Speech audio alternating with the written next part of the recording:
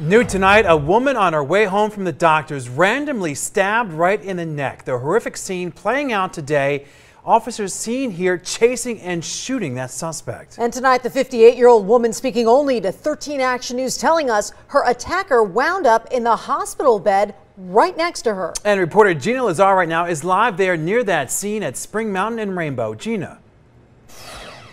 Yeah, guys, the scene that stretched nearly a quarter mile earlier took police more than 10 hours to investigate, mainly trying to figure out why this man would randomly attack two women.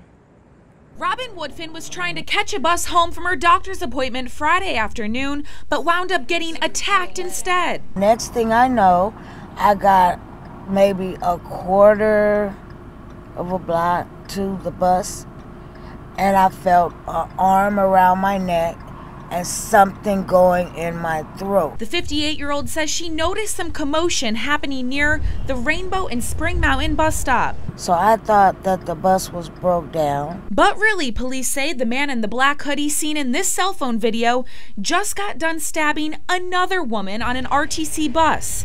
And Robin was his second victim. He just kept on. He just, whatever it was, I don't know what it was, but he just kept jugging and jugging. 7 stab wounds later, Robin was able to escape. I'm in shock, but I'm glad to be alive. Police tried to use non-lethal bullets to take down the suspect who nearly killed 2 ladies. But ultimately, an officer had to fire a real gun to stop him. God damn, fool.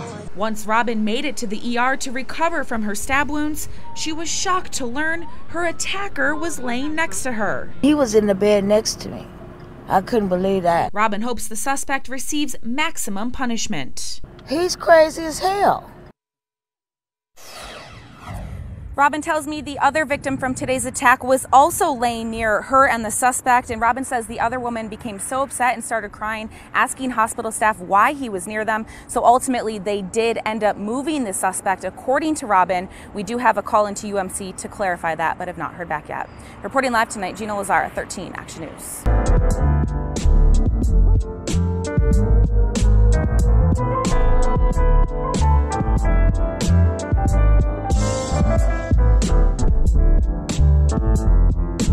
Yeah, you can't make this shit up. A Neander thug roaming the streets of Las Vegas, right, randomly pursues 2 women, one of them black, the other one I have not seen or they haven't identified yet, but one is black, you just saw, stabs them, then casually jogs down the street as the as the police officers casually chase after him. They use a taser, which was ineffective. Then they use a low lethal shotgun, which was ineffective. Then they shoot him with real bullets. And he's still alive.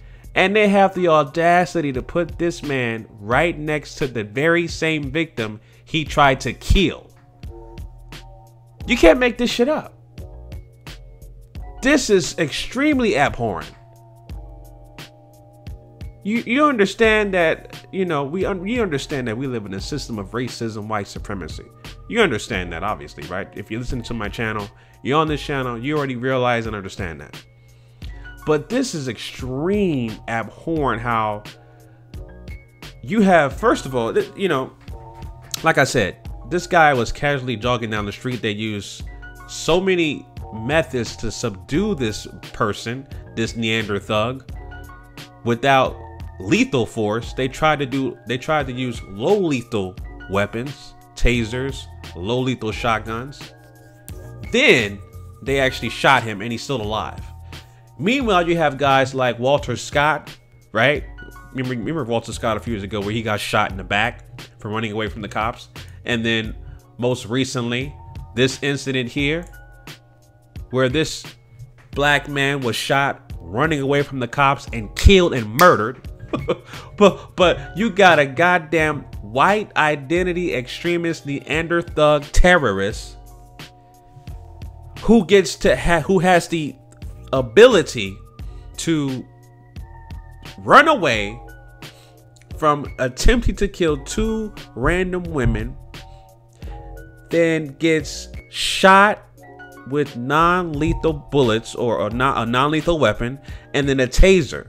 And then they subdue him with real bullets, and he's still alive. This is the system that we live in, family. Remember, you got guys like, remember the bar shooting that happened in Oakland. Excuse me, the stabbing that happened in Oakland. Right? This guy, John Cowell, who was arrested peacefully after he killed one of our sisters, lost her life way too young. I believe she was only 18 years old, and then tried to kill her sister. And then they finally caught him, and he was arrested so peacefully. This piece of shit right here. But the suspect, going back to the Vegas, this troglodyte Neanderthal terrorist, the suspect was identified as a 38-year-old white male whose name is Caleb Ryden Hill, 38 years old. And according to this post, they're saying that he was religious, had books, had Bible scriptures and the Quran. So you already know what that is. You already know what that is. So, you know, it's just, first of all, I'm glad that both victims of the incident in Vegas, I'm glad both victims are still alive. Thank God for that. But just shame on the city of Vegas or Henderson or wherever exactly this takes place, and shame on everybody there for putting this troglodyte Neanderthal terrorist right next to the very same victim in a hospital where he tried to kill. He tried to kill the very same victim in the same hospital, and they put him right together. That is extremely abhorrent. You can't make that shit up. You can't. So, like I said, I'm just very thankful that the victims made it out alive. And, you know, this guy has been identified, and this guy needs to be put under the jail, death penalty for sure. It is what it is, family. You know, we are open targets. We have been targets since the inception of the transatlantic slave trade, but they're making it so overt where they're willingly trying to attack soft targets, women, children, elderly. They're making an example out of black people. I just read an article saying that at the continent of Africa, the population of the continent of Africa will expand to about 4 billion people by the year 2100. It's because the birth rate by us, by black people, is quadrupling. Our birth rate is skyrocketing while the dominant white society's birth rate is at an all-time low. So they know genetically, they've always known genetically that we are superior towards them. They know that. So this is one of the reasons why they're doing this. Randomly attacking soft targets, women, children, elderly, whatever the case may be. So it's open season for black people. We are prisoners of war. It's just that simple. All right, so those are my quick thoughts about this story that happened in Vegas. Leave your comments down below about this family. Until next time, Chauncey, aka the Black Separatist, signing out. Peace.